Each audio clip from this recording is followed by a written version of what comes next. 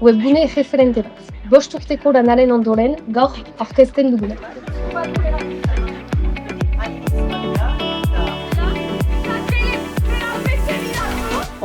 Marka partekatu bat dela, denentzako sortua den zerbait dela eta aktibo mantendu nahi den webgune bat dela. Euskaraz bizitzeko hainbat artikulu, baliabide, lotura.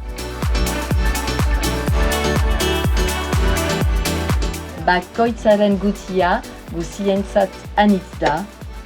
Euskarak behar zaitu bera zurekin kontatzen dugu. Mil esker anitz.